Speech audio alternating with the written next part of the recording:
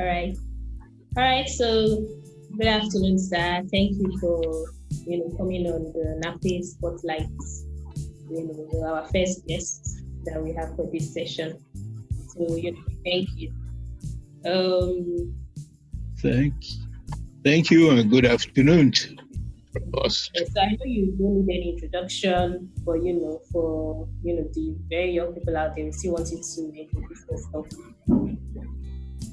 Well, I thank you, and I'm quite ready to answer your questions. It's quite a pleasure being with you, and a pleasure to be able to speak to the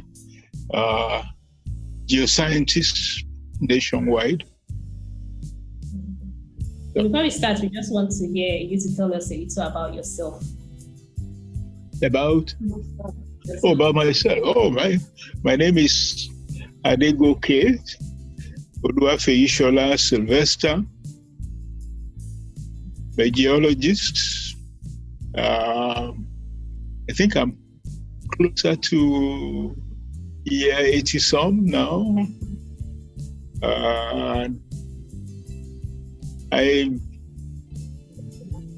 became a geologist by the grace of God. It wasn't initially planned. I started life as a zoologist after I finished high school at Catholic school in Akure. And after that, I entered the University of Ibadan for a degree in biology. And I finished my degree and really didn't quite know what I wanted to do after finishing as a biologist. And somehow something suggested to me that, instead of being a zoologist, I was a zoologist, and I specialized in study of insects and and their use. But something told me, well, you don't want to continue in that field. And so I decided, what can I do with myself? Maybe I should study in some aspect of entomology, study of insects. Somehow I applied a PhD. I was offered PhD at Ibadan, of course, where I studied. But somehow I told them, well, I don't think I want to continue. But that was a year when University of Ibadan decided that if you're not doing your graduate studies in Ibadan, you can only go with a scholarship fee tied to Nigeria. So here I was. I had an admission at the University of California to read aspect of geology, paleontology, which is partly biology, more of geology. I never had a word of geology before, but I was admitted and I went in there and I started my study there. That's some years ago. From there, it took me 3 years to complete my PhD. It was 3 years of very hard work, but I did very well, completed my PhD. And before I finished, I was able to get admitted into University of South, university where I did 1 year postdoctoral work. And thereafter, I had access to the research facilities in California, and I moved from Ife to California as and when I could to continue my research studies. That's basically how I started. Okay, so we'll just dive into the questions. You've been part of NAPE for a long time. You're one of our NAPE fellows. So you've seen where NAPE is coming from the past. We want to know what you think the future holds for NAPE, especially, at this time in the industry where we have, a lot of jobs being threatened. We have the global economic crisis, the pandemic, everything affecting the industry. So what do you think the future, going forward, what's it holds for NAPE? Well, the initiation of NAPE was one of the best things that happened in the industry. Before that, we were all in our different places. We were teaching in the university, other people were in different universities. When one of our colleagues introduced the idea of NAPE, it started a little strange initially, but for the first time, we had an activity that brought all geoscientists in Nigeria together. An annual conference, which is fantastic. Gave us an opportunity to sit together, meet other people from University of Ife, University of Ibadan, University of Nsukka, and so forth. And all of us presented papers, discussed papers, and we were operating just like any important geoscientific industry did anywhere in the world. We exchange ideas, we learned a lot. Sometimes I'm doing something one way, another person is doing it another way. We were able to compare things, and we did very well together. Now, one of the best things that happened is that students attended NAPE conferences. So students who have read papers published by their lecturers are able to see them for the first time. So it's not a case of reading what Professor Adegoke wrote. You can see Professor Adegoke physically, and you can chat with him, you can ask him questions, and he can give you an idea of how you can also improve on what you are doing. NAPE, starting NAPE was fantastic. It allowed all of us to meet once a month at meetings, and then we have a major conference that runs for 3 days each year. It was great. We were all able to meet, we were all able to interact, we were all able to exchange ideas, and more importantly, the younger students were able to interact with lecturers they read about somewhere else, maybe a lecturer in Zaria attends a meeting, you're able to see him physically, you're able to ask him questions, and he's able to help you with whatever you are doing. Now,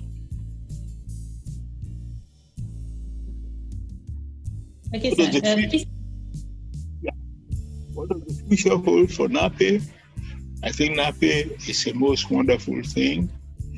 It's been very highly rated by we Nigerians who attend the meetings every year. And also, occasionally, we have different experts in the different companies in Nigeria, and sometimes experts from outside Nigeria, they come to deliver lectures specifically in their own fields. So for people like us, I've had the opportunity to present papers in my area of research for students, and they're able to see what other people are doing, and younger people are also able to learn how to progress their lives. Now, what does the future hold for NAPE? It's a very bright future. Nigeria needs NAPE, and of course, there are other societies too, but none of them is quite as important as NAPE. It's good because it gives us all an opportunity to exchange ideas. It gives us an opportunity to see the students. Students who are doing graduate work are happy to see people whose work are related to what they are doing, and they ask questions, they're able to get ideas and also publications sent to them that helps them to move along. My favorite time My career? Well, my career has been quite exciting. For me, I entered the University of Ife many years ago and worked there for many years. But at the beginning of things, we were able to interact with other universities. But in fact, for many years, University of Ife, University of Ibadan, we did field work same time. As students mix, we carry them to different places and we're able to exchange ideas. Lecturers from Ife, lecturers from Ibadan, teaching the students together at the same time. So students were able to benefit twice over in the way we all did our work together. As NAPE evolved, NAPE has done very well. It's been an opportunity, it provides opportunity for students, staff to mix, exchange ideas, and for students to learn how best to develop themselves.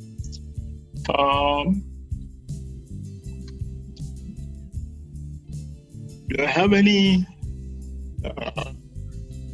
ideas to share? Yes, I would advise students to get close to experts, older teachers as they see them, get their address, write to them whenever they need help in the different specialties of these people, because it's always very helpful. And these are some of the things we learned when we went overseas. Lecturers always open their doors to students who want to ask questions. Sometimes they want to borrow a book and so forth, and helping them also help them. Yes, my advice for younger ones is that they continue to attend those meetings as they've done in the past. The meeting gives you an opportunity to see people you've read about, but whom you have never seen. It allows you to interact with them directly. It allows you to ask them for even books, copies of publications that are very helpful to what they want to do. And in many cases, students are able to learn directly by interacting. Yes, okay. Yes, sir. So we've listened to, I've heard everything that you've said, even speaking personally from my experience, I've been able to meet and network a lot at those NAPE meetings. And, these are one of the things that we look forward to, in the future. We hope that these things continue. There's more knowledge sharing between different companies in the industry, because it's only by sharing this knowledge that we can all learn and move forward. So I'll go to the next question. I know you've had a very long career in the industry, over 50 years, and then you have a lot of university and research experience also in the oil and gas industry. So I think you've had a pretty long and fulfilling career. So I want to ask, the next question I want to ask is, what has been your favorite time throughout your whole career? And do you have any advice to give the young professionals currently in the industry, both within the industry and in academia? Well, the academic career is one of the best. There can be nothing like it. An opportunity to study, an opportunity to not, close yourself into only one way of doing things. Different lecturers have different ways of arriving at answers and finding solutions to things. So we try to encourage our students. One of the things I learned from the US is, if you just study your book and only you want to pass and run away quickly, it doesn't help you. I had a professor who told me, Mr. Adegoke, then, you did not come here to the US to get a degree quickly and run away. I used to say, what is this old man saying? He thinks I want to be slow like some of these boys I see in their classes. He says, no. Sylvester, he will say to me, you came here to learn how to do research and how to publish.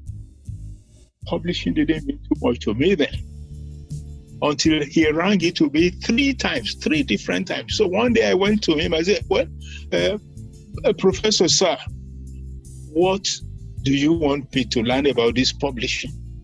And he says, the whole of your life and career.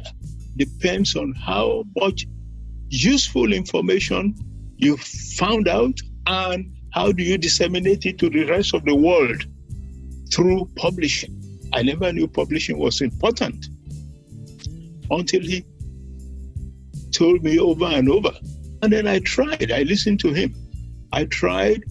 While I was still writing my thesis, I wrote paper number 1, gave it to him. He helped me correct it. He put a red pencil and canceled out almost 50% of what I wrote. I was shocked. But what did he tell me? You do not need to write very long in order to communicate what you want to say. What you can say in 2 pages, don't try to say it in 5 pages. There, for the first time, I wrote my first paper, sent it to a UK, very high quality journal. It was accepted within 3 weeks. Wow. First time in my life to publish a paper. It sounded, my whole body, blew up. Wow. And I said to myself, from all the research I've been doing and my thesis, there are other very interesting things I could publish. Believe me, within the next 2 months, I sent 2 more papers out to international journals. They were accepted. So even as an undergraduate, as a postgraduate student, I already had then 3 papers in press. By the time I was writing my thesis itself, I made up my mind that I was preparing it for a journal. And I did send it to a very important journal, and it was accepted. I had my first monograph. A monograph is a big publication. It was about 500 pages long, and that was one of the best things I ever did.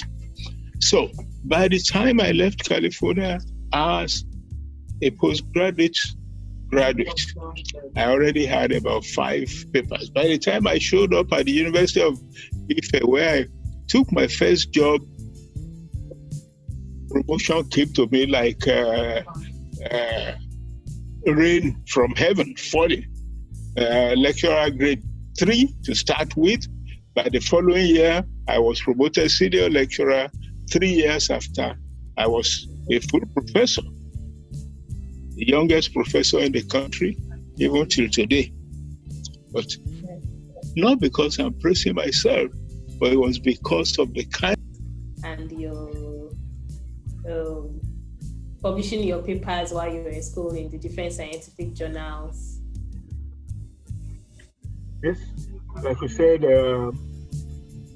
we must try now to let our students know that coming into a university, getting a degree, and walking away as if you've achieved everything, that's not the way to go. When you enter a university, it's a place to learn. It's a place to exchange ideas with others, and it's a place to learn how to build your future and how to contribute to knowledge globally. That's part of what NAPE has tried to do by having these monthly meetings. Many students come in there, and the best thing they should do is try to listen to all the papers, try their best to meet with the presenters of papers so that they can interact with them. Then the only thing we haven't done well in Nigeria is that we have not tried to link academics with industry. Why is it so? In Nigeria, many businessmen and so forth want to hold on to what they have without really knowing that if they spend some money to help academia will help them to develop and know newer things than they know now. That's what makes, when you talk of the industrial areas in the US and all these other places, it's where academia and industry meet. Do you think that's one of the things that NAPE will do in the future, linking the industry? These are the areas where NAPE now have to face in the future. How do you bring industrialists with the researchers? Unfortunately, in Nigeria, Industrialists want to hold on to their money and hold it as if it's forever, forgetting that spending a little bit of that money to help a young man who is thinking and trying new ideas can bring you the millions of naira that you never even thought you would have. These are the things that happen outside Nigeria. Whether you go to Australia, whether you go to US, or you go anywhere, industry and researchers link, and industrialists can make a lot more money by spending a bit of what they have to get the university man to do the research that they need. Well, we've had some of these things planned into universities in Nigeria, but it has really never worked the way it should. We should have a link between industry and the university. Industry man put some money, but we pick a young student, like say yourself now. There are many things you know in your head. If somebody stimulates you and you need to buy this and buy that and buy that, it costs maybe 25 million naira, but who gives you the 25 million? You don't have it, so you cannot develop that idea. But if somebody brings the 25 million, you develop the idea and you come up with something new and big, that person will recover his money. You yourself will make some money. That's the way the university works. It has never worked in Nigeria. Nigerians like to get things from you for free. And when it's making money for them, they run away with the money. But what they forget is that getting a researcher to work hand by hand, the researcher makes some money out of it, but it comes up with bigger ideas that allows our country to grow. Now, these are the kind of things which NAPE should still help to push and get this country to grow. Okay, so we've gotten our advice for students. Don't just pass through school. Release your ideas out there. Do some publishing. What advice would you give to the young professionals that have left school already and already have jobs within the industry? Well, the young people should, like I said, work harder. Nigerian students many of them never like to work. They disappear, they don't spend time.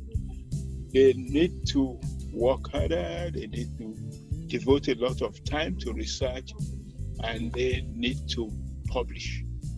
When you publish, the good thing about publishing is that whatever you publish goes into the world and people are reading it in different parts of the world. For example, I have a system in, every day I see who read a paper that I wrote in China, in Zealand, in Abeokuta, it makes you happy that people are reading what you're saying. Sometimes they criticize what you said. Sometimes they've improved on what you said. Sometimes it helps a student who doesn't know what to do to at least know how to move.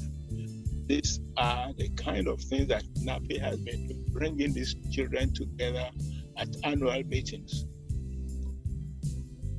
So we need to work with the major companies in Nigeria. Our companies have been closing too much. It's not enough to just donate some money to NAPE. They have a lot of information that help the industry to grow. Many times they lock it in, whereas some of this information is good to let it dissipate to students and to researchers so that they can do more and find more things. So that's the way to move forward. As for those of us older ones, of course, yes, we all work. We have, for example, in my office, if students come and they need help, sometimes they need samples to study. If it is things I have which I can legally release to them, I do so. We also, in that way, help them to build up. The younger ones are the future of tomorrow for Nigeria. And we need to encourage them. We need to ensure that they have open opportunity to talk with us. And some even come to do some of their research in our private offices. I mean, we pay them some money while, even though a student comes to my office to work and try to help him whatever little body he needs to sustain himself and to get the best idea he can. This should be done by all the other companies, whether foreign or Nigerian. And these are all the kind of ideas that Nape is trying to spread. There are many big companies that don't open the facilities to students. We will not help this country if we lock them out. We must open up, let them learn from us so that the nation can grow. I think right now there are a couple of programs in place that NAPE has addressed, like the University Assistance Program. I know I've done a couple of lectures for some students before that program. But like you said, we can do better, more knowledge sharing within the industry and academia. So everybody benefits, and at the end of the day, everybody moves forward. So we'll go to the last question. Speaking about students and young professionals, everybody is watching the industry right now. And we can see that, right now there's a lot of challenges with the oil and gas industry. We see different news every day, people losing their jobs, how the oil price fluctuations, how the pandemic has affected the industry. There's a lot of uncertainty going on right now. So what do you think is the biggest challenge for our industry right now, and what's the way forward? What do you think is the way forward? Well, whatever is happening to us is happening to the rest of the world. So there's no difference, whatever. Now, when we are faced with difficulties, the man who is afraid is the one who dies for nothing. So if you're a good scientist, even though things are difficult now, have courage. You have to have courage. If I'm afraid of death, in fact, the death will kill me faster. So the best thing is forget about the death. Keep running. If God says today is your time to go, you will go. And if He doesn't say today is your time, you will stay. So my advice is don't be afraid, but keep the rules. Medical people have training and they know what is good and what is not good. I see quite a lot of people when they should cover their nose while they work, they don't do so. It's wrong. We've just been lucky this time that the virus has not done too much havoc to Nigeria. But even then, we must not throw ourselves open. We pray that this will go very soon and students will be back to work. We need to let our students know that they have to do research. Research is very important. Very important, just as it is in America and other places, other parts of the world. We have to cooperate. University 1 must cooperate with University 2, not compete to the point where you don't allow somebody to see what you are doing. Sometimes sharing ideas with somebody can let you get even faster at what you haven't seen yet. So my advice is that we must continue to encourage our students to interact with researchers. They must go out in the hope that looking for money too early in their career does not help. Do your studies well, carry out your research. You are likely to find bigger money when you do it than when you are, sacrificing quality for fundraising. So the industry is changing and has changed over the years. There's not as much job security as there used to be before. A lot of people have gone out of the job. A lot of students that have graduated can't even find jobs. That's the reality we're facing in this industry these days. So how do you adapt? How do you adapt to the changing environment? The reason why that is so is quite clear. As we said, Nigerian industrialists like to close things for themselves and themselves alone, but they're not also learning new things. They're not allowing new developments to take place. As we hear anywhere in the world, it is when industry and researchers cooperate that you discover new and better things. Many times in Nigeria, people will approach you and they want information. The moment you tell them a little information and they take it away, you never see them again. We must learn to share ideas. We must learn to help youngers. Sometimes the young chaps are actually the ones who come up with new ideas if you motivate them. So these are all the new things that people need to build into universities so that things will improve in Nigeria. We're all there, still working. We're all there. We help students if they come to ask us questions and how to move forward. Without that, it's difficult for the nation to move forward. So, at all times, we must encourage our students to continue to attend Nape and other places. They must be brave enough. If you see somebody that you think can help you, go and talk to him. Don't be shy. The worst they will say is no. And one person says no doesn't stop other people from saying yes. And it's the only way to grow. And we must also commend those of you who dissipate information like we are trying to do now. I'm pretty sure quite a number of people will learn from your effort. Today, students should approach teachers when they will have information. It doesn't matter whether the lecturers are from their own university or not. Any university or any teacher that you think can help you, be bold. Ask him questions. So long as you are not just approaching him to say, bring money. No. If you ask him questions, he will reason with you. And in most cases, if he has something that can help you, he will let you have access to it. So we also thank you for trying to get information out to our students. I'm pretty sure quite a number of them will gain from what you're trying to do today. All right. So thank you very much, sir, for coming on Nape Spotlight. Because Spotlight, we've heard what you've had to say today. You know, we should bridge the gap between the industry and academia to more knowledge sharing and information sharing.